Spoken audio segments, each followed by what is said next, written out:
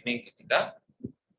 हमारा ये chapter organic chemistry के अंदर काउंट किया जाता है और आजकल के हिसाब से देखा जाए, जब बहुत सारे लोगों ने बहुत सारी मेडिसिन खा पी रखी हैं, तो ये चैप्टर एक जानने लायक चैप्टर बनता है। जरूरी है कि आपको इसके बारे में मालूम पड़े, क्योंकि इस महामारी के हालात में बहुत सारे लोगों ने कई सारी दवाइयाँ, कई सारी मेडिकल टर्म का इस्तेमाल किया होगा और यहाँ पर आज हम उसी के बारे में जानने वाले हैं। ऑर्गेनिक का एक छोटा सा चैप्टर है, लेकिन बात यही है कि अगर chemistry competitive point of view से देखा जाए तो एक समय ऐसा रहता है कि 11th में से चैप्टर 1 और चैप्टर 2 में से क्वेश्चन बेशक से ना आए, लेकिन एक केमिस्ट्री इन एवरीडे लाइफ में से क्वेश्चन ना आए ऐसा नहीं हो सकता। यहाँ से क्वेश्चन जरूर पूछा जाता है।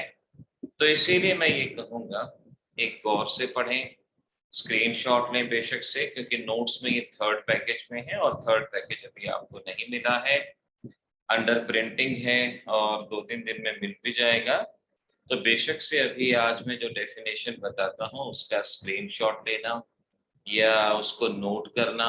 नोट करो तो ज़्यादा बेटर है, शॉर्ट नोट बनाना, तो एक ही बार में शॉर्ट नोट भी तैयार हो जाएगा और एग्जामिनेशन के लिए आपका पूरा टॉपिक भी तैयार। और देखो मैं ये बताऊँ, ये चैप्टर पढ़ते पढ़ते ही आप इसको याद कर लोगे, आपको अलग से कुछ नहीं करना पड़ेगा।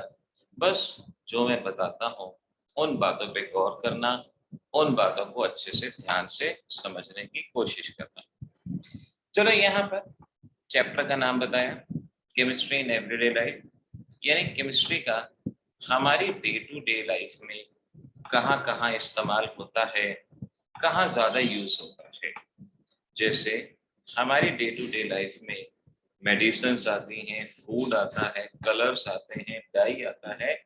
तो यहाँ पर यही बात पूछी गई जाती है कि केमिस्ट्री की वो ब्रांच जो हमारी डेली लाइफ में इस्तेमाल होने वाली चीज़ों के बारे में हमें बताती है, उसे केमिस्ट्री इन एवरीडे लाइफ कहा जाता है।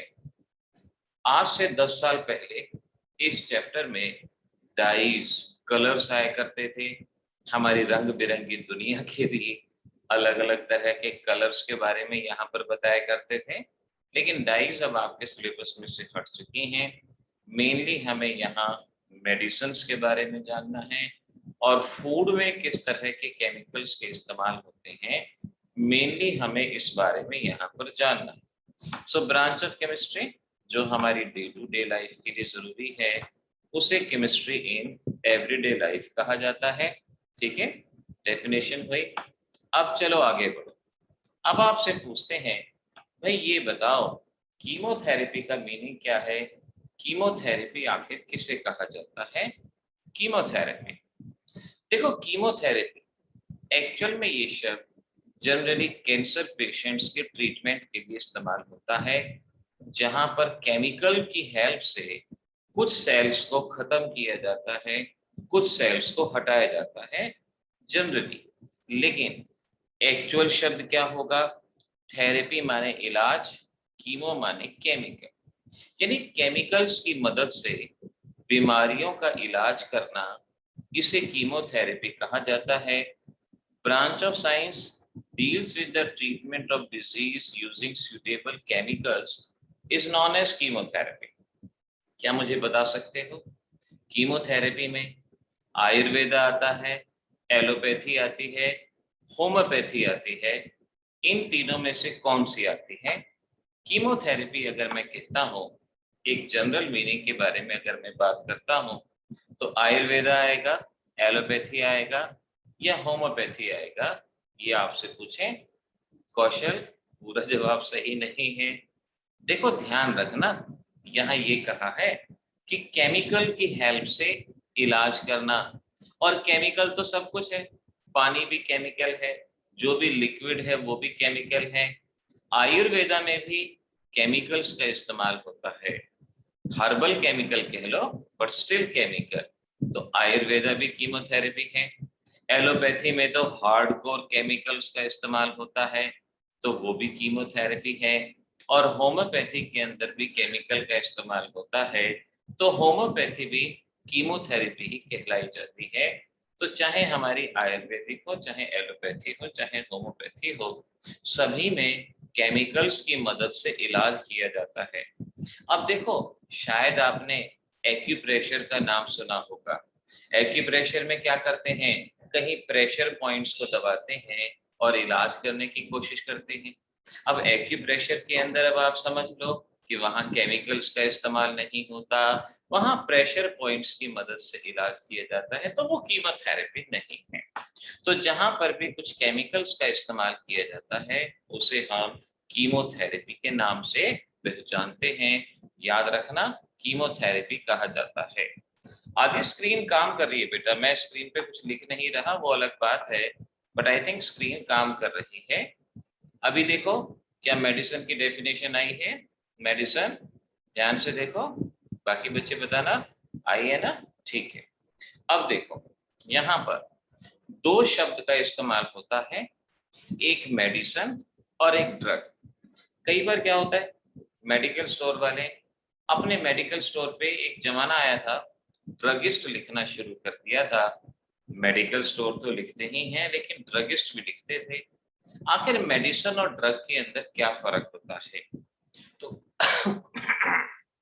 कॉमन सी भाषा में कहूंगा कि मेडिसिन का मतलब है कि ऐसी चीज जो हमारे दुख दर्द को खत्म करती है, ऐसी चीज जो हमारे दुख दर्द को खत्म करती है उसे मेडिसिन कहा जाता है।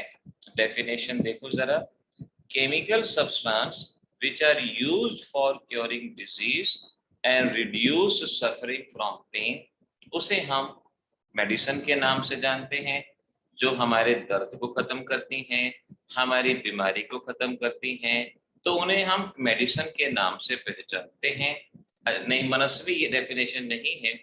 अभी इस डेफिनेशन को समझो, तो जो हमारे पेन को और बीमारियों को खत्म करती हैं। मेडिसिन की एक खास बात होती है, इनका एडिक्शन नहीं होता। एडिक्शन का मतलब आदत पड़ना, इनका एडिक्शन नहीं होता। जैसे किसी को मलेरिया हुआ, कुनीन खा ली। अब कुनीन का एडिक्शन नहीं होता, ये नहीं होता कि यार आज तो ना बस थोड़ा सा ईचिंग सा लग रहा है, कुनीन खा लिया जाए, कभी भी नहीं होता। खाली बैठा बैठा बंदा कभी भी क्रोसीन खाने की बात नहीं सोचता। कभी पार्टी में बैठे हैं तो कहते हैं कि चलो आज यार एंटीबायोटिक की पार्टी कर दी जाए, कभी भी नहीं होता। तो ऐसी केमिकल जो हमारी बीमारियों को ठीक करते हैं, दर्द को ठीक करते हैं, लेकिन आदत नहीं पड़ती, उन्हें हम मेडिसिन के नाम से पहचानते हैं, उन्हें मेडिसिन कहा जाता है।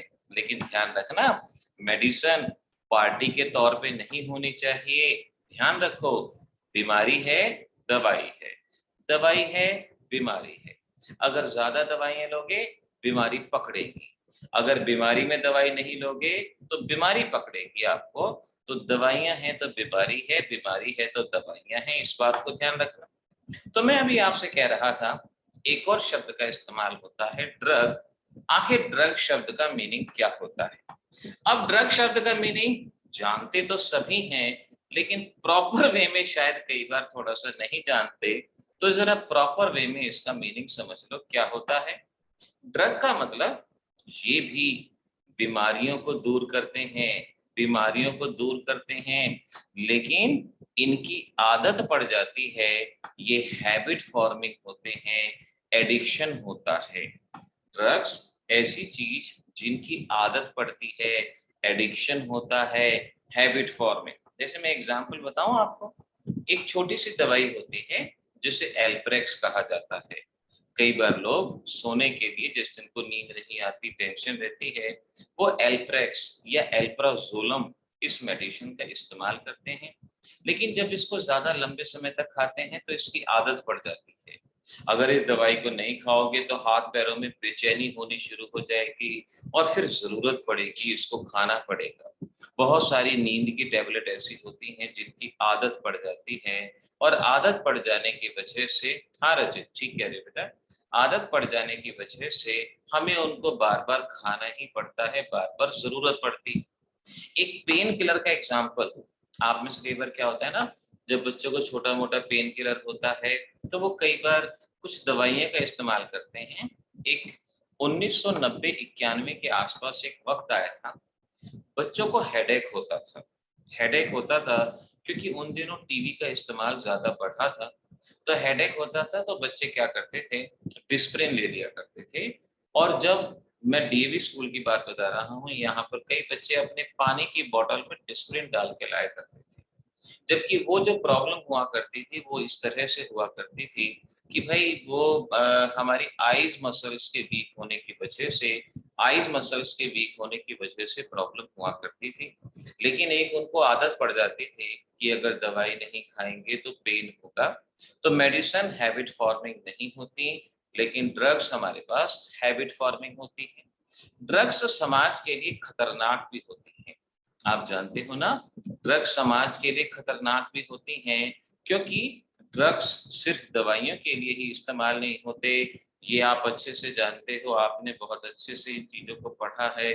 उड़ता पंजाब में खास तौर पे दिखाया गया था कि ये ड्रग्स किस तरह से हार्मफुल होती हैं, किस तरह से नुकसानदायक होती हैं। क्योंकि ये सिर्फ मेडिसिन ही नहीं होती, ये एक सामाजिक बुराई भी होती है।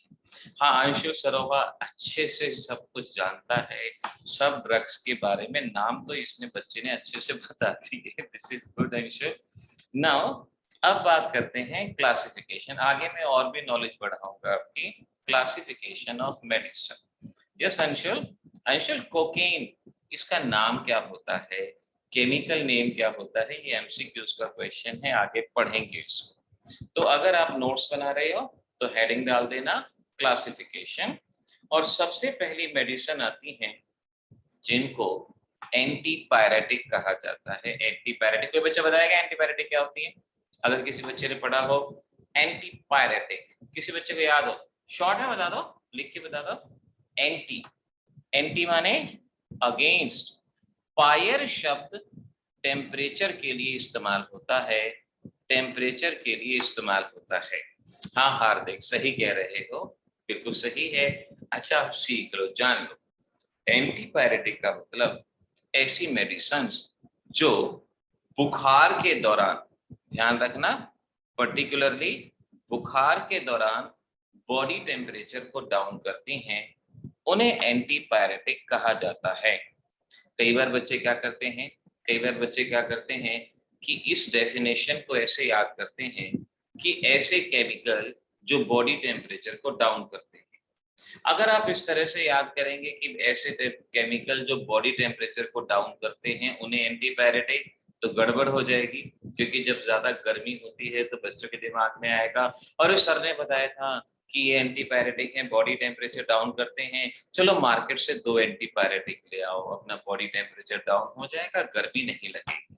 लेकिन ध्यान रखें, ये ऐसी दवाइयां हैं जो बुखार के दौरान बॉडी टेम्परेचर को डाउन करती हैं। और आई थिंक हर बच्चा कॉमन बुखार की टैबलेट का नाम जानता है। जल्दी बताओ, बुखार के टैबलेट का नाम क्या है? फटाफट, एग्जाम का क्वेश्चन है या आपके सीबीएसई एग्जाम का।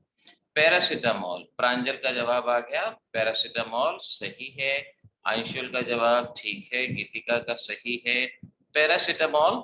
मेफ्टॉल, अंशुल भारद्वाज, मेफ्टॉल देखो ऐसे नहीं, वो थोड़ा सा जब पेन होता है तो उस वहां पे इस्तेमाल करते हैं। साक्षी का जवाब है सही है। Kaushal, no, this is the very wrong answer. ध्यान रखो, ये पेन किलर है, ये एंटीपायरेटिक नहीं है। ओके, नाउ अब नाम याद रखना कि मैंने बताया कि जब बुखार होता है तो बॉडी टेम्परेचर, जैसे नॉर्मल बॉडी टेम्परेचर 98.6 है, अगर आपका 100 डिग्री से अबव है, आप मेडिसिन लोगे तो वो नॉर्मल आ जाएगा, 98.6 हो जाएगा, तो एंटीपायरेटिक। तो यहाँ पर पैरासीटामोल, ये सॉल्ट है, इसको याद रखना। ये स्ट्रक्चर इंपॉर्टेंट, मार्क कर लो, स्ट्रक्चर बनाना है आपने, याद करना है। Commercial name Crocin, paracetamol salt हो गया जिसका फार्मूला दिया है, इसको याद रखना। अब ये अलग अलग कंपनी अलग अलग नाम से बेचती हैं, कोई पैरासिप के नाम से बेचता है, कोई और किसी नाम से, लेकिन जो कमर्शियल बेस्ट दवाई जाती है वो क्रोसिन के नाम से। तो क्रोसिन नाम याद रख लो या पैरासीटामोल। अगर एग्जाम में आता है कि क्रोसिन का फार्मूला बताओ, यही बताना है। पैरासीटामोल का फार्मूला बताओ, यही बताना है, तो बुखार की दवाई एंटीपायरेटिक हर बच्चे को यहीं पर याद हो जाना चाहिए। अब गलती नहीं हो, देखो मैं आपकी यहाँ आज कई नॉलेज भी बढ़ाने वाला हूँ, तो उन सारी चीजों को अच्छे से समझना। अगली दवाइयां आती हैं जिन्हें एनाल्जेसिक कहा जाता है। एनाल्जेसिक को कॉमनली आप पेन किलर के नाम से पहचानते हैं। दर्द निवारक दवाइयां जिनको कहा जाता है पेन किलर, यानी ऐसी दवाइयां जो हमारे दर्द को दूर करती हैं, इन्हें हम पेन किलर्स या एनाल्जेसिक के नाम से पहचानते हैं। ये ध्यान रखें। अच्छा एक चीज ध्यान रखना, दर्द भी कई तरह के होते हैं। एक आप लोग बच्चों की उम्र के दर्द होते हैं, ये उसके लिए नहीं है। ये बॉडी में जो पेन होता है उसके लिए दवाइयां हैं, इन्हें एनाल्जेसिक के नाम से पहचाना जाता है। ये दो तरह की होती हैं, एक होती हैं नारकोटिक्स और एक होती हैं non narcotics. Narcotic, non narcotic. मुझे पूरी उम्मीद है नारकोटिक शब्द सभी ने सुना होगा। बकायदा नारकोटिक्स डिपार्टमेंट पुलिस के पास होता है, बकायदा नारकोटिक डिपार्टमेंट होता है। तो नारकोटिक मेडिसिन्स क्या होती हैं? ये ऐसी दवाइयां हैं जिनसे नींद आती है, अनकॉन्शियसनेस आती है, जिनको खाने के बाद नींद महसूस हो। जब पेशेंट को बहुत पेन होता है, जैसे ऑपरेशन के बाद बहुत पेन होता है, तो डॉक्टर ऐसी दवाइयां देते हैं जिससे पेशेंट को नींद आ जाए और नींद की वजह से उसको दर्द का एहसास ना हो। तो ऐसी मेडिसिन्स जिनकी वजह से स्लीप या अनकॉन्शियसनेस आती है। पता है क्या होता है, जो बड़े बड़े हॉस्पिटल होते हैं ना, वहां पर पेशेंट को ऑपरेशन थिएटर की टेबल पे ही होश लाया जाता है। वैसे तो बेहोश आजकल रेयरली करते हैं, लेकिन जहां भी पेशेंट को बेहोश करते हैं तो ऑपरेशन थिएटर की टेबल पे ही उसको होश में लाया जाता है और फिर उसको दवाइयां दी जाती हैं जिससे उससे पेन महसूस ना हो। जैसे मॉर्फिन, मॉर्फिन का इंजेक्शन दिया जाता है। अब छोटे छोटे हॉस्पिटल्स में क्या होता है, उसमें तो क्या है कि पेशेंट का ऑपरेशन कर दिया, अरे आ जाएगा, होश आ जाएगा, जब मर्जी इसको वार्ड में जमा करो, वार्ड में जमा करो, शाम तक होश आ जाएगा, हालचाल पूछ लेंगे, तब तक हम भी चाय पानी पी आते हैं। लेकिन बड़े हॉस्पिटल्स में जहाँ पेन मैनेजमेंट पे काम होता है, वहां पर पेशेंट्स को ये मॉर्फिन का इंजेक्शन लगाया जाता है। ध्यान रखो। और नॉन नारकोटिक्स पेन किलर क्या होते हैं? जिनसे नींद नहीं आती, अनकॉन्शियसनेस नहीं होती, इन्हें नॉन नारकोटिक कहा जाता है। कॉमन एग्जांपल मैं आपको बताऊं, क्रोसिन एक कॉमन सी दवा है जो सर दर्द में इस्तेमाल होती है। हेडेक है, पेन है ना, उस पेन के लिए क्रोसिन का इस्तेमाल करते हैं। लेकिन क्रोसिन खा के नींद नहीं आती। ऐसे ही निमेसुलाइड, जब लोगों को स्केल्टन में पेन हो, यानी कहीं चोट लगी, बहुत पेन हुआ, दांत दर्द हो रहा है, बहुत पेन हो रहा है, ऐसे में निमेसुलाइड का इस्तेमाल किया जाता है। निमेसुलाइड निमसिप के नाम से भी आती है, लेकिन उनसे नींद नहीं आती। तो ऐसी दवाइयां जिनसे नींद नहीं आती उसे हम नॉन नारकोटिक कहते हैं, और जिनसे नींद आती है उन्हें नारकोटिक। क्या आप किसी एक मेडिसिन का नाम बता सकते हो जो एंटीपायरेटिक भी हो और एनाल्जेसिक भी हो? कोई ऐसी दवाई जिससे बुखार भी ठीक होता हो और छोटा मोटा दर्द भी ठीक होता हो? गीतिका, कौशल, परमजीत, प्रांजल, मनस्वी सही जवाब। हार्दिक सही जवाब। हार्दिक, डोलो भी पैरासिटामोल ही है, सही जवाब है। नमन, ये क्या लिख दिया बेटा, ये तो अलग ही नाम, अच्छा ठीक है। रितिका सही है, दिशा सही है, अर्पित सही। यहाँ पर हम पैरासिटामोल यानी क्रोसिन का ही इस्तेमाल कर सकते हैं। क्रोसिन या पैरासिटामोल, ध्यान रखें, अगर हल्का हल्का बुखार बुखार है तो 500 mg में लिया जाता है, और अगर 650 mg में लेते हैं तो जब बुखार के साथ दर्द भी होता है, बॉडी एक होता है, डोलो के नाम से भी आती है, डोलो भी कहते हैं, क्रोसिन 650 भी कहा जाता है। क्योंकि पता है हम मेडिसिन को ना जनरली कॉकटेल की तरह इस्तेमाल करते हैं, भाई ये भी खा लो वो भी खा लो।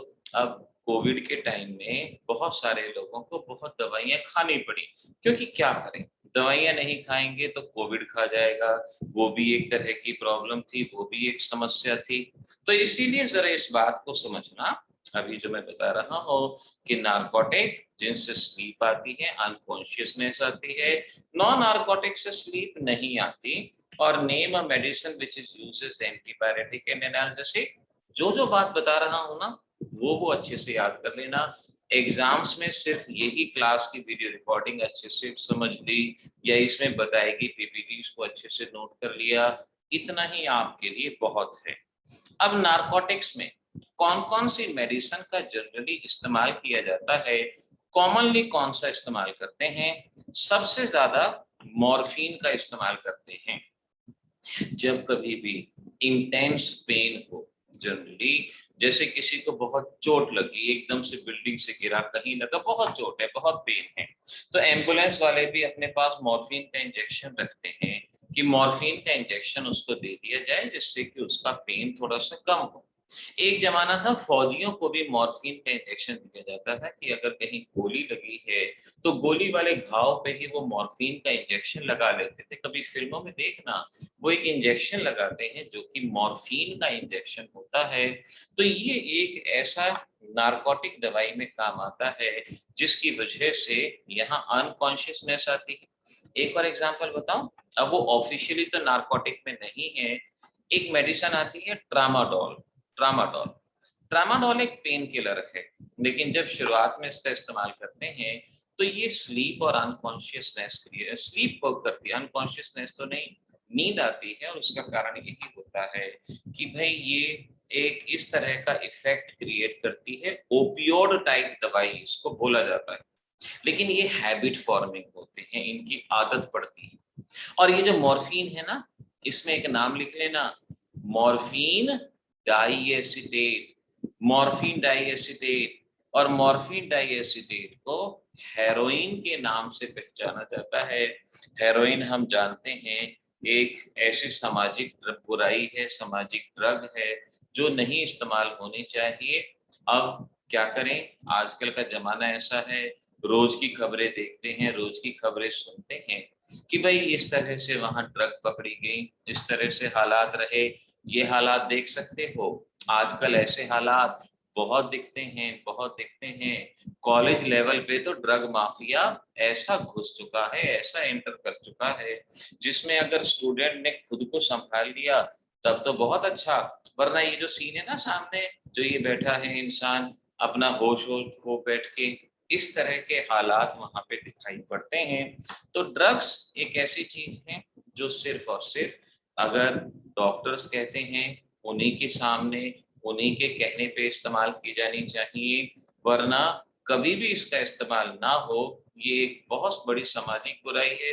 अब जब बच्चा शुरुआत करता है ना, तो उसको बस यही होता है एक बार टेस्ट करके देखते हैं क्या होता है। इतने इंजीनियरिंग कॉलेज हैं, चले जाओ, बच्चे इतने क्लास में नहीं दिखते जितने कॉलेज के साइडों में दिखाई पड़ते हैं, और हर एक अपना किसी न किसी चरम अवस्था का शिकार होता है। अब क्या होता है, 3-4 बार अगर किसी ने इन ड्रग्स का इस्तेमाल किया ना, इन ड्रग्स का इस्तेमाल किया, तो उसमें क्या होगा, उसको एडिक्शन हो जाता है। फिर बॉडी में अगर ड्रग्स नहीं यूज करेंगे ना, बेचैनी होती है। आप यकीन मानो, ऐसे ऐसे भयंकर केस देखे हैं, पेरेंट्स जब बच्चों को लेके आते थे कि बच्चे को अगर वो चीज ना मिले ना, हाथ पैर कांप रहे होते थे लिटरली। वहां पे स्टूडेंट अपना चाहे तो कितना भी कंट्रोल करने की कोशिश कर ले बच्चा, लेकिन वो कंट्रोल नहीं कर पाता था क्योंकि बहुत ज्यादा पेनफुल कंडीशन होती है। और ये उसी को मालूम पड़ता है जो एडिक्शन सेंटर में पहुंचता है, जो अपना इलाज कराने के लिए पहुंचता है। तो इस सामाजिक बुराई को बिल्कुल अपने से दूर रखो, क्योंकि 12th के बाद अब जब आप लोग किसी कॉलेज में पढ़ने जाओगे, ऐसे ऐसे गैंगस्टर, ऐसे शिकार करने वाले मिलेंगे जो पहले इन चीजों को फ्री ऑफर करते हैं, और फिर इसमें बच्चा जब फंस जाता है तो उसको बुरी तरह से उसको फंदे में कसते हैं। एक स्टूडेंट था, आज से 6 साल पहले दिल्ली तैयारी करने को गया, इसीलिए कि भाई मैं मेडिकल की तैयारी करूंगा। अब उसको ये नहीं पता होता था कि वो रात को कमरे में सोया है और सुबह वो सामने चौक पे कैसे मिला, उसको नहीं पता होता था। ऐसे लोगों के चुंगल में फंस गया, ऐसे ड्रग्स के चुंगल में फंस गया कि जब वो रात को ड्रग्स लेता था उसके बाद सुबह कैसे वो नीचे पहुंच गया, कहाँ पहुंच गया, उसको कुछ मालूम नहीं होता था। उसके उसके लंग्स, उसके लिवर इतना डैमेज हो चुके थे कि इस उम्र में बच्चे को ऐसा कभी भी नहीं दिखना चाहिए। लेकिन समाज है, अपने आप को संभालोगे तो डेफिनेटली आगे अच्छे से बढ़ पाओगे। तो मैं बात कर रहा था नारकोटिक जो स्लीप इंड्यूसिंग होती हैं, नॉन नारकोटिक स्लीप इंड्यूसिंग नहीं होती। नमन, मॉर्फिन के बाद मैंने बताया मॉर्फिन डाइएसिटेट जो हेरोइन ड्रग बनती है उसका नाम है मॉर्फिन डाइएसिटेट। अब नारकोटिक्स कहाँ कहाँ इस्तेमाल होता है ये याद करना है।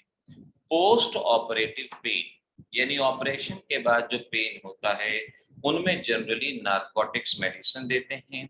हार्ट अटैक का पेन होता है वहां पर देते हैं। कॉमन एग्जांपल मॉर्फिन मैंने याद करने को कहा, कॉमन एग्जांपल ये आप यहाँ पर याद रखना।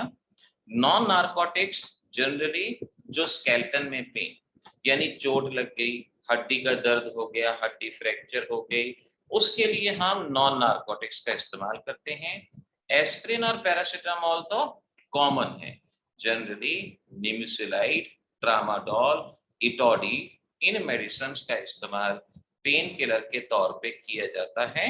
निमेसुलाइड, ट्रामाडोल, इटोडी इनका इस्तेमाल पेन किलर के तौर पे किया जाता है। देखो जब आप केमिस्ट्री पढ़ते हो ना तो कई बार आपसे उम्मीद की जाती है कि आपको कुछ मेडिसिन के नाम जरूर याद हो, तो इसीलिए कोशिश करें। कॉमन पेन किलर ब्रूफीन, आइब्रूफीन, ब्रूफीन कहते हैं, आइब्रूफीन। अंशुल पोस्ट ऑपरेटिव में यानी ऑपरेशन के बाद मॉर्फिन इस्तेमाल करते हैं। मॉर्फिन नाम याद रख लेना Anshul, morphine.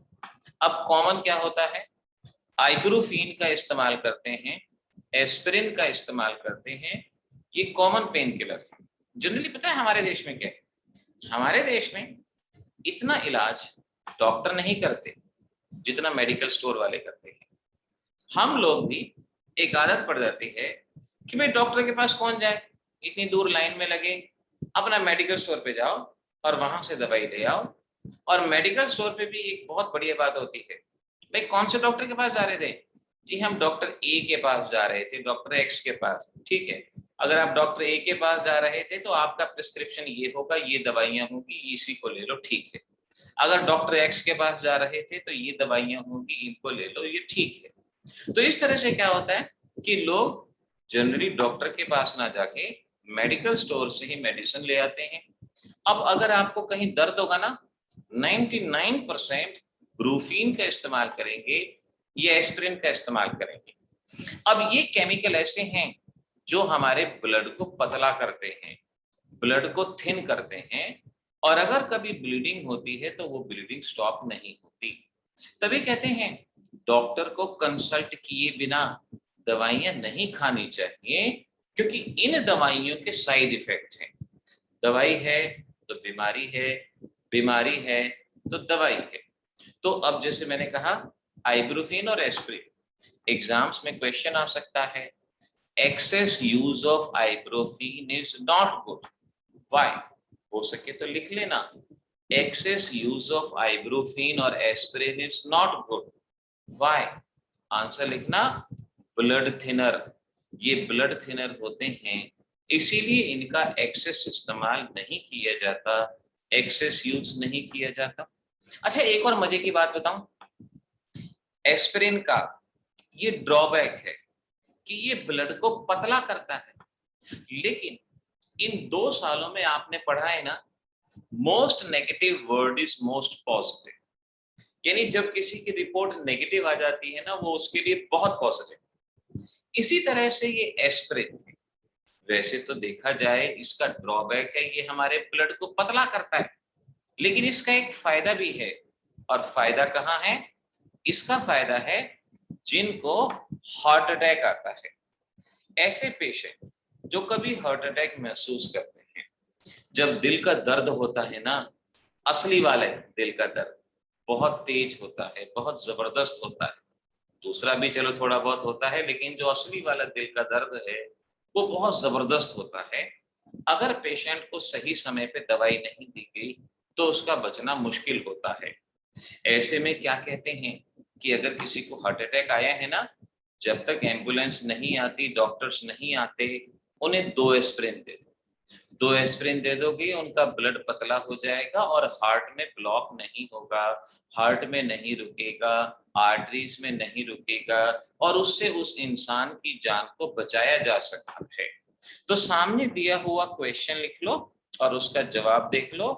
It prevent clotting by diluting blood. अच्छा, कोविड के दौरान आपने शायद अखबारों में पढ़ा हो या कभी सुना हो, लोगों में जब स्टीरॉइड्स लिए तो उनके ब्लड क्लॉटिंग की समस्या बढ़ गई। बहुत सारे लोग कोविड ठीक होने के बाद हार्ट अटैक से मारे गए।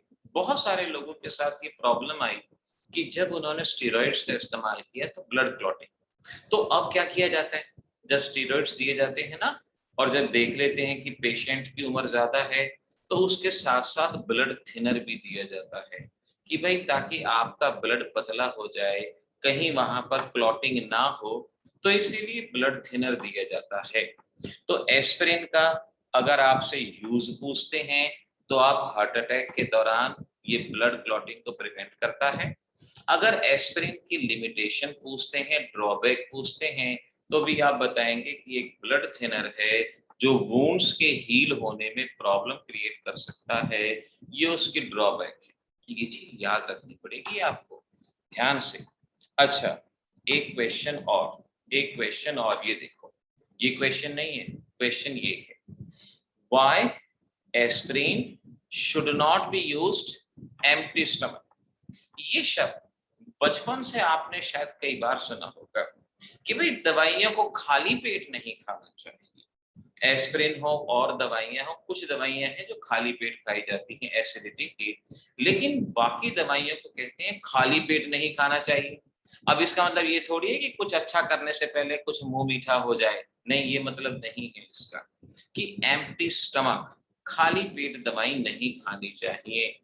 क्यों नहीं खानी चाहिए, ये जवाब आपसे आपके बोर्ड एग्जाम में पूछते हैं।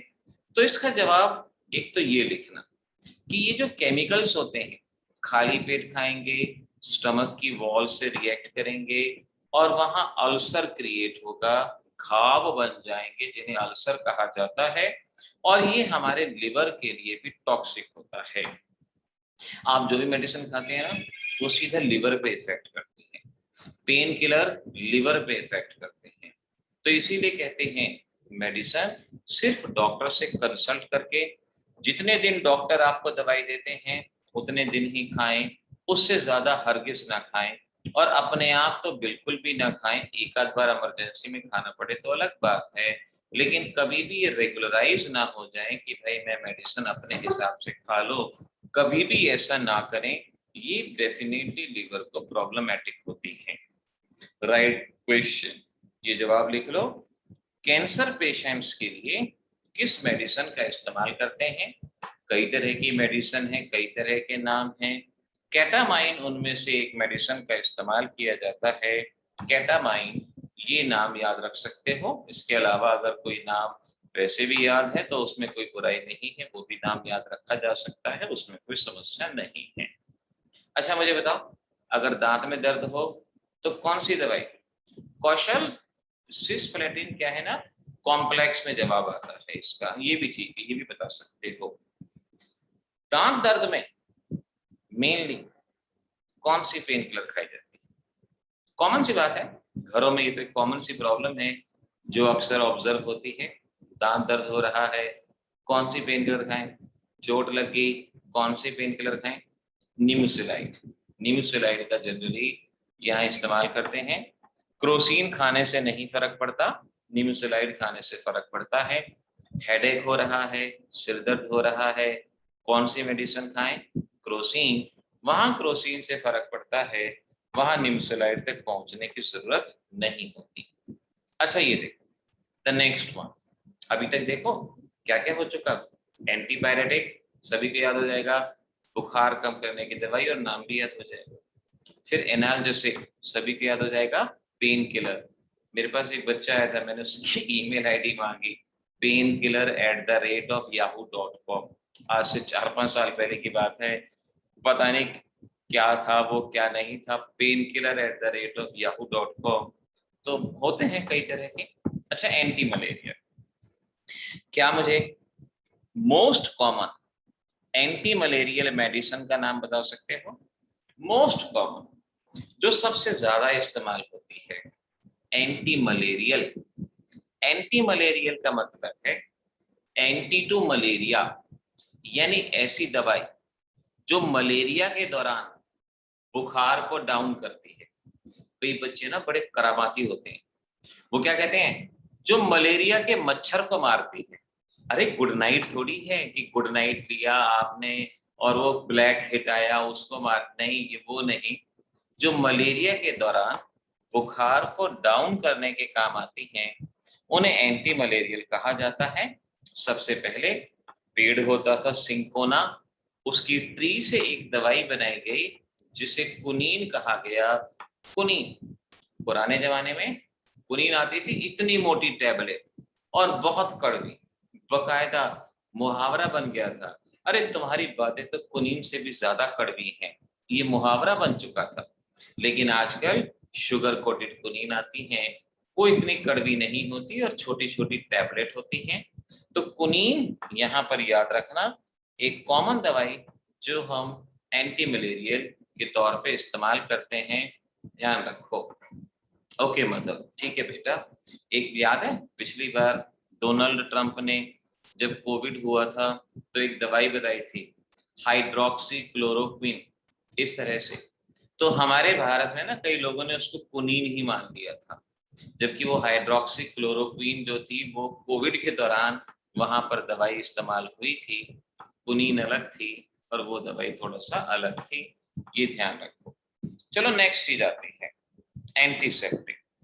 एंटीसेप्टिक शब्द तो हर एक ने सुना होगा, कोई कॉमन एंटीसेप्टिक का नाम बोलना, बोलना जरा एंटीसेप्टिक का नाम। हाँ प्रांजल, ठीक है। कॉमन एंटीसेप्टिक, चोट लग जाती है। हाँ रचित, ये भी सही है। मनस्वी, ये भी सही है। कौशल का जवाब भी सही है, बिल्कुल सही है। चोट लग जाती है, खरोंच लग गई, चोट लग गई, तो क्या हो सकता है कि इन्फेक्शन। हार्दिक का जवाब सही है, अंशु सरोवर सही। तो उसमें इन्फेक्शन हो सकता है, तो इन्फेक्शन से बचने के लिए क्या करते हैं, उस पर दवाई अप्लाई करते हैं ताकि वो इन्फेक्शन ना हो, उसे एंटीसेप्टिक कहते हैं। गीतिका सही है।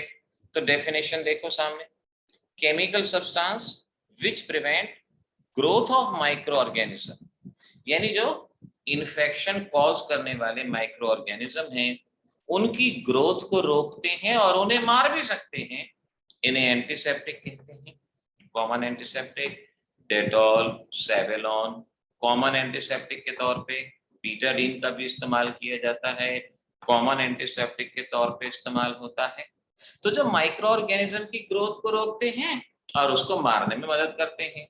अच्छा मुझे एक बात बताओ, क्या डिसइंफेक्टेंट शब्द का नाम सुना है?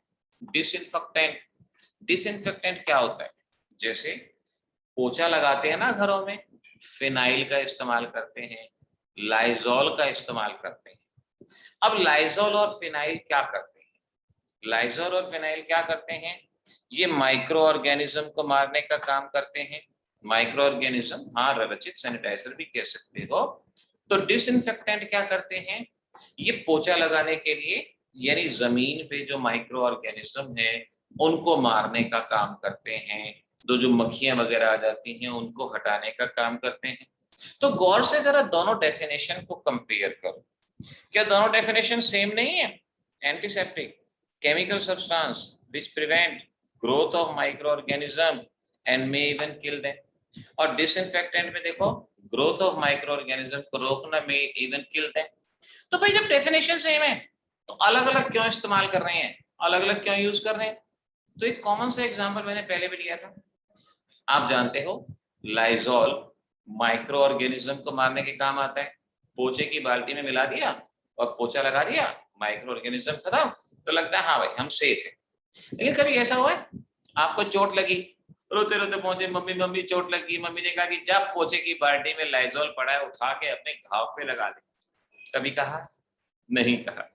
कितनी भी मम्मी आप पे गुस्सा करती हो, लेकिन कभी ये नहीं कहेंगे कि भाई जाओ लाइजॉल की बाल्टी में से लाइजॉल लो और अपने हाथ में लगा लो। तो इसका मतलब क्या हुआ? इसका मतलब ये हुआ कि antiseptic safe on living tissue, Dettol, Savlon आपकी स्किन पे लग जाए तो आपके लिए सेफ है, नुकसान नहीं करेंगे, माइक्रो ऑर्गेनिज्म को ही मारेंगे।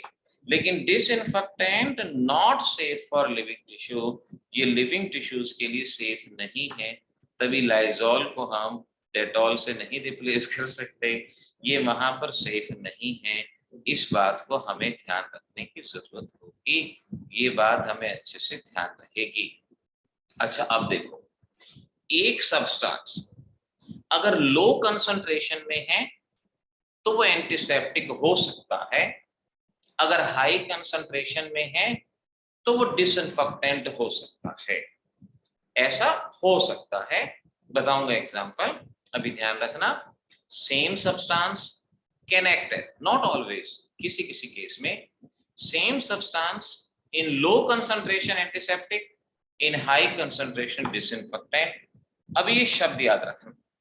अच्छा इंपॉर्टेंट मार्क करो ये तीनों क्वेश्चन, इन तीनों में से एक क्वेश्चन एग्जाम में आने की पूरी उम्मीद होती है, एक क्वेश्चन जरूर उम्मीद होती है। Name the important antiseptic added in soaps. Soaps में भी एंटीसेप्टिक होते हैं, आपसे नाम पूछते हैं, बिथ्योनल और भी इस्तेमाल हो सकते हैं, लेकिन एक कॉमन की बात की है आपकी बुक के हिसाब से बिथ्योनल याद रखना। डेटॉल के कॉन्स्टिट्यूएंट क्या हैं? क्लोरोजाइलिनॉल एंड टर्पिनियोल, ये नाम याद रखने हैं। टिंचर ऑफ आयोडीन क्या होता है? 2 to 3% iodine in a mixture of water and alcohol. Ethyl alcohol में 2 से 3% आयोडीन अगर मिला देते हैं और ये एंटीसेप्टिक के तौर पे इस्तेमाल होता है। तो ये जो मैंने सामने पीपीटी दी है इसके स्क्रीनशॉट ले लेना।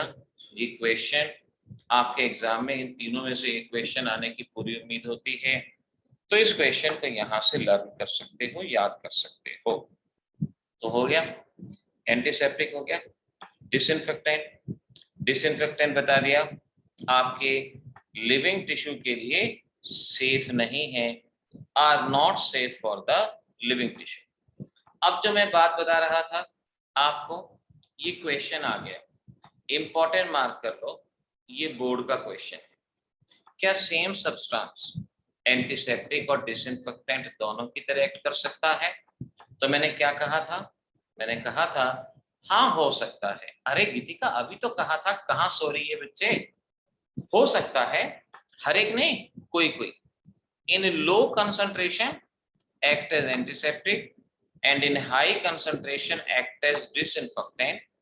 एग्जाम्पल रटना है 0.2%, आपको ये एग्जाम्पल यहां से रटना है। 0.2% solution of phenol antiseptic but 1% solution is disinfectant, ये शब्द आपको याद रखना। तो ये हमारे क्वेश्चन का आंसर हो गया, इंपॉर्टेंट मार्क कर लो। ये इंपॉर्टेंट पोर्शन आपको यहाँ पर याद करने की जरूरत होगी।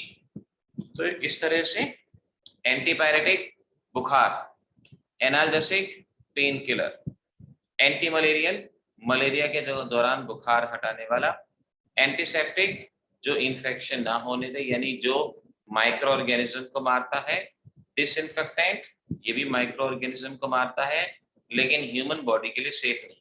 देखो ये टारगेट बना के पढ़ोगे ना कि भाई मुझे आज ही आज में याद कर लेना है, तो डेफिनेटली याद कर पाओगे, डेफिनेटली याद रहेगा।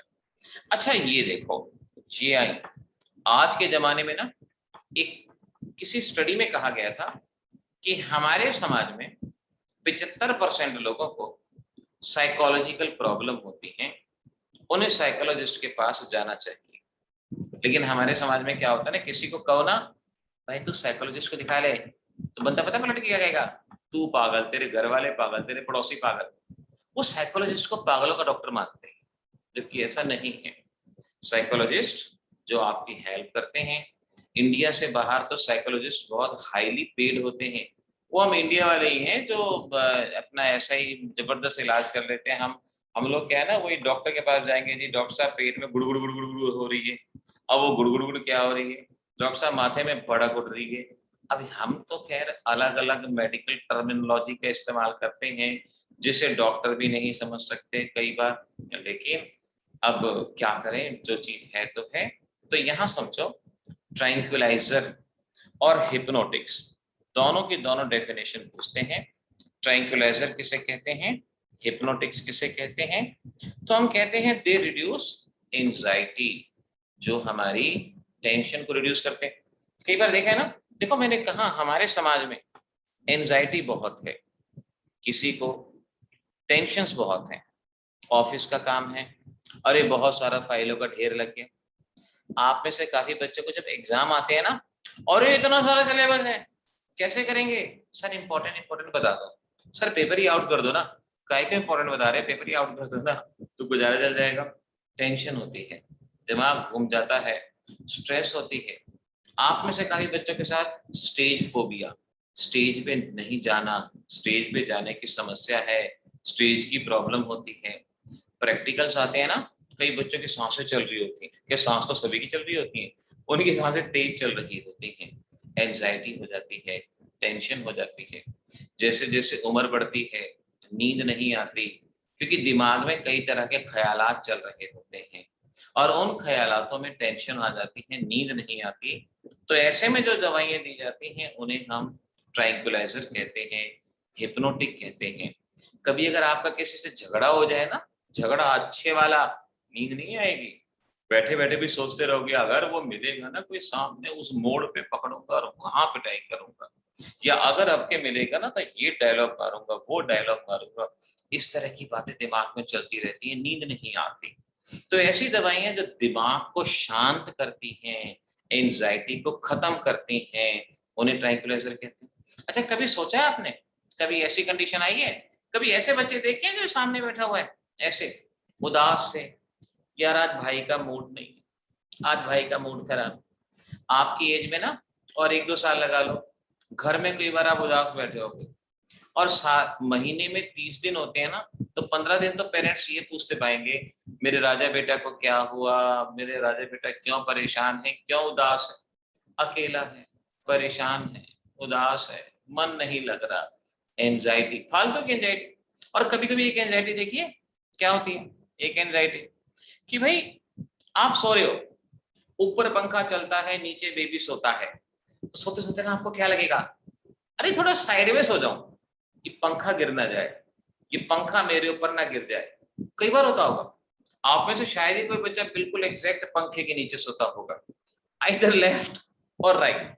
और देखो सामने क्या लिखा है, ये तो बंदा बैठे बैठे सोच रहा है, अरे मेरे सर पे छती ना गिर जाए।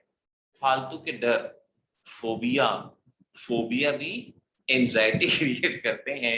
फोबिया से भी एंजाइटी होती है, टेंशन होती है, नींद नहीं आती। पता है हमारे लिए क्या होता है, हम इस बात को मजाक समझते हैं, लेकिन जो लोग इन फोबिया से जूझ रहे होते हैं ना, उनकी जिंदगी नरक जैसी बन जाती है। उनके दिमाग में हमेशा डर। मुझे याद है कि हम 14 सेक्टर में रहा करते थे, तो हमारे सामने एक फैमिली रहा करती थी, तो उनकी वाइफ को पता है क्या फोबिया था, कि अगर घर से बाहर निकलेंगे तो कुत्ता काट जाएगा, कुत्ता काट जाएगा। हाँ कौशल, कई बार ऐसा होता है, तो घर से बाहर निकलेंगे तो कुत्ता काट जाएगा, अपने आप में एक रेयर समस्या। लेकिन उनके साथ ये समस्या इतनी बढ़ गई थी कि वो कभी घर से बाहर नहीं निकलते थे, कभी भी घर से बाहर नहीं निकलते थे। अंधेरे में, कुछ बच्चों को अंधेरे का डर होता है, अंधेरे में बाहर नहीं जाएंगे, अंधेरे में जाएंगे कोई पीछे से चाकू मार देगा। अरे तुम्हारे लिए तो वो फ्रूट सलाद बनाने के इंतजार किए बैठा है कि तुम आओगे अपना सलाद बनाएगा, नहीं, वो डर होता है, फोबिया होता है। और वो साइकोलॉजिकली इतना परेशान कर देते हैं कि इंसान को फिर साइकोलॉजिस्ट की जरूरत पड़ती है, ट्रीटमेंट कराने की जरूरत पड़ती है। तो ऐसी दवाइयाँ जो हमारी टेंशन को रिड्यूस करती हैं, एक मेडिसिन आई थी, इसका नाम था चिल पिल। कई बार बोलते हैं ना, यार चिल करो, किसी को टेंशन हो रही है ना, कई बार कहते हैं चिल करो, तो चिलपिल नाम से एक टैबलेट आई थी जो एंजाइटी को दूर करती थी। लेकिन आजकल पता है क्या करते हैं, जब नींद नहीं आती ना, एंजाइटी, एल्ब्रेक्स का इस्तेमाल करते हैं। एल्ब्रेक्स कोशिश करता है दिमाग को शांत करते, ये तो सबसे छोटा ट्रैंक्विलाइजर है, हिप्नोटिक है, दिमाग को शांत कर दे और इससे लोग अपना आराम से सो सके, उनको एंजाइटी ना हो, ये करते थे। एल्प्राजोलम कह लो या एल्ब्रेक्स कह लो, 0.25 mg। जनरली कभी एंजाइटी होती है ना, पेरेंट्स को एंजाइटी हो तो वो डॉक्टर के पास जाएं, तो डॉक्टर जनरली 0.25 की, लेकिन हमारे भारत में पता है क्या होता है, हमारे भारत में अरे 0.25 से मेरा क्या होगा, 0.5 ले लो। वो खतरनाक है, वो नुकसानदायक है, उससे एडिक्शन होता है, वो परेशानी क्रिएट करती है। तो इसीलिए दवाई है तो बीमारी है, बीमारी है तो दवाई है। डॉक्टर से पूछे बिना कभी भी ना करें। क्लैड एमडी, अंशुल ये तो एक ऐसी दवाई है जो लिमिटेड पीरियड के लिए ली जाए तो अच्छा है। नींद आ जाती है इंसान को, लेकिन अगर ज्यादा ली जाए तो इस दवाई का एडिक्शन हो जाता है, इसके बिना नींद नहीं आती। तो हमेशा ट्रैंक्विलाइजर डॉक्टर की निगरानी में जितने दिन वो कहते हैं उतने ही दिन इस्तेमाल की जाए तो ये सबसे बेटर रहता है। अच्छा, अब यहाँ पर देखो, इसके बारे में कुछ थ्योरी है कि ये हमारे सेंट्रल नर्वस सिस्टम पे रिएक्ट करता है और एंजाइटी को हटाते हैं। इन्हें ट्रैंक्विलाइजर भी कहते हैं, हिप्नोटिक भी कहते हैं और साइकोथेरेप्यूटिक ड्रग। साइको शब्द दिमाग से लिया गया है, थेरेप्यूटिक मतलब इलाज, दिमाग से रिलेटेड इलाज के लिए इन मेडिसिन का इस्तेमाल करते हैं। ये मैं मेडिसिन बेटा याद कर लो, ये 4 मेडिसिन याद कर लो, वर्नॉल, ल्यूमिनल, इक्वेनिल, सिकोनल। आपके बोर्ड में पास्ट में एक क्वेश्चन आ चुका है, इक्वेनिल का क्या यूज है, तो याद रखो। मैं बार बार आपको तभी नाम याद दिलवा रहा हूँ ना कि भाई क्रोसिन का क्या यूज है, निमेसुलाइड का क्या यूज है, इक्वेनिल का क्या यूज है, सिकोनल का क्या यूज है, इसको याद रखो। एक ये बार्बिचुरेट्स होते हैं, बार्बिचुरेट्स, जिन्हें बार्बिचुरिक एसिड या बार्बिचुरेट्स, इनका इस्तेमाल मेनली जो नींद की दवाइयां होती, जब कई लोग नींद की दवाई ज्यादा खा लेते हैं तो परमात्मा से मिलाप हो जाता है, वो बार्बिचुरिक एसिड होता है। तो डेरिवेटिव ऑफ बार्बिचुरिक एसिड, बार्बिचुरेट्स, ये स्लीपिंग एजेंट होते हैं।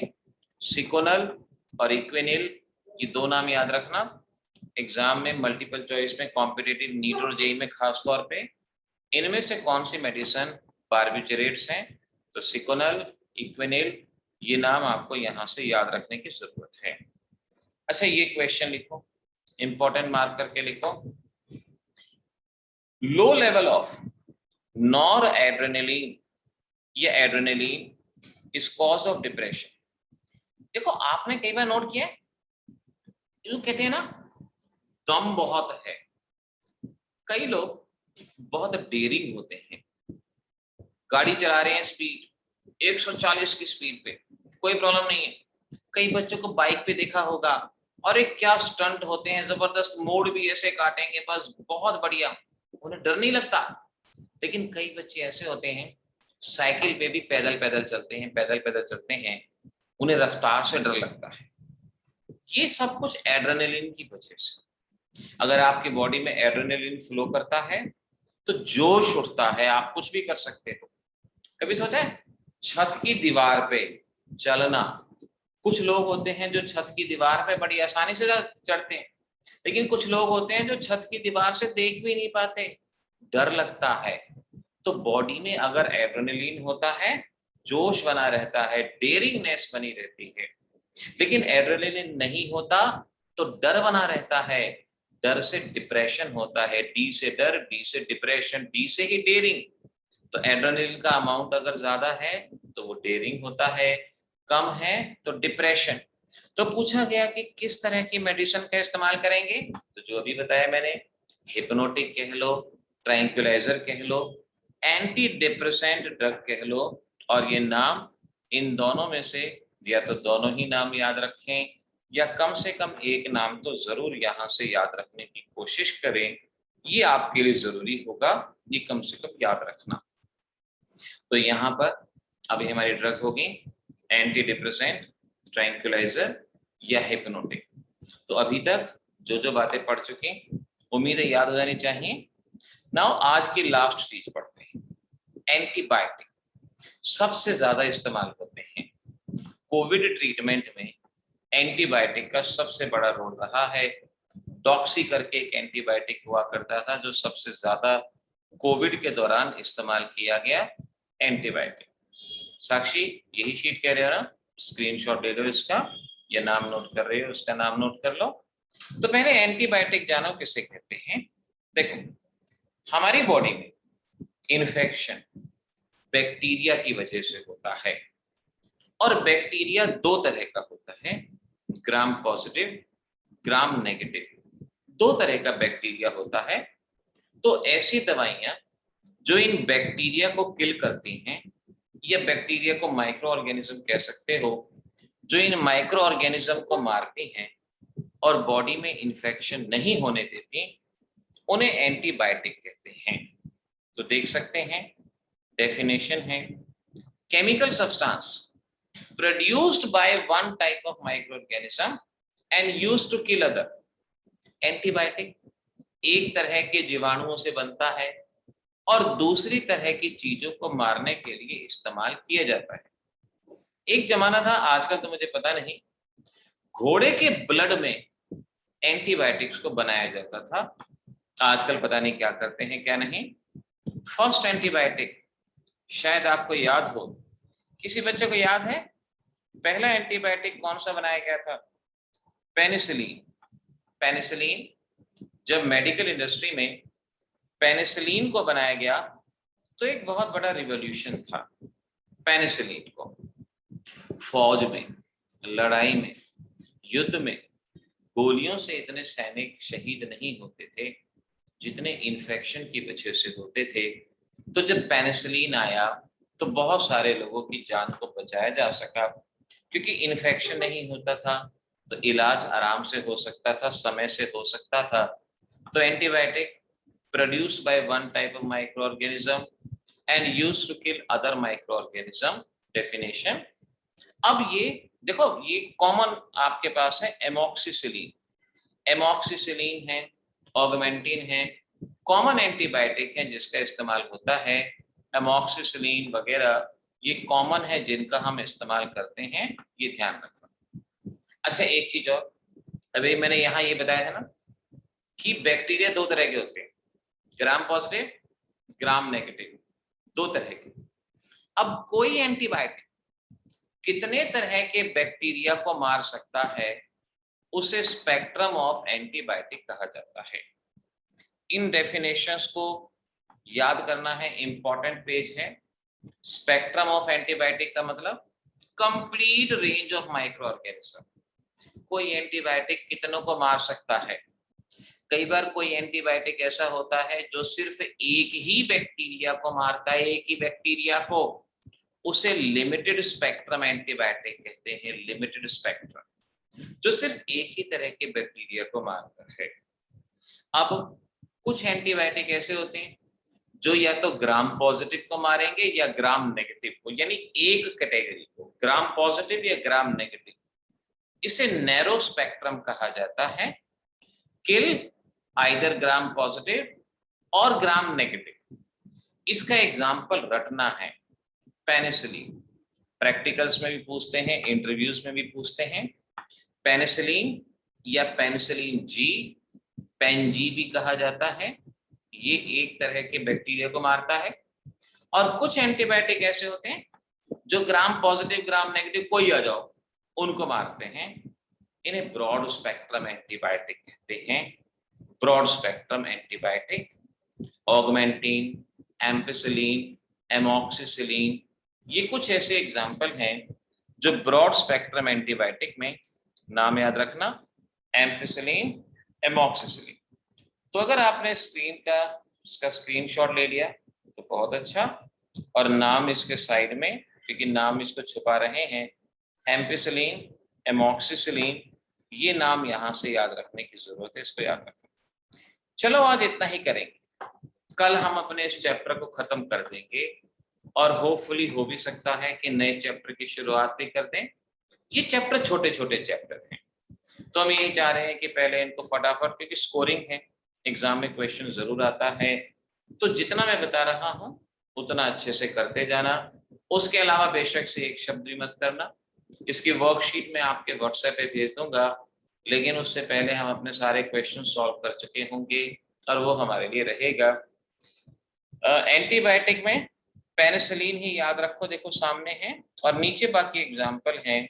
ये ब्रॉड स्पेक्ट्रम में एम्पिसिलिन, एमॉक्सिसिलिन हो गया, उसके अलावा ऑगमेंटिन का इस्तेमाल करते हैं। ऑगमेंटिन है देखो सामने, ऑगमेंटिन भी काफी इस्तेमाल किया जाता है। ये मेडिसिन आप इनको याद रखो। रचित यही कह रहे थे ना, शीट यही दिखानी थी ना? ठीक है, हो गया। चलिए बेटा आज चलते हैं। अच्छा इससे पहले वाली शीट देखनी है रचित को, रचित ये देख लो। अच्छा प्रांजल को देखनी है इससे पहले वाली शीट, ये हो गया। और लास्ट शीट में दिखा दूं, ये रही हमारी लास्ट शीट दिस। नहीं तो इसकी रिकॉर्डिंग देख लो ना, उसमें तो अपने आप आ जाएंगे, उसी की आप इमेज क्लिक कर लोगे तो भी आपके लिए बेटर रहेगा। ये हमारे पास है, और कैन क्योर इन्फेक्शन ये रहा। ठीक है, कल इस चैप्टर को हम खत्म करेंगे। ध्यान रखना चैप्टर के 3 दिन बाद उसका टेस्ट होता है। काइनेटिक्स का टेस्ट मंडे को है, और अगर ये कल खत्म हो गया तो इसका टेस्ट भी अगले ही हफ्ते रहेगा। और सिर्फ जितना बता रहा हूँ बस उतना ही याद करना है। ठीक है, have a nice day, good night, bye bye.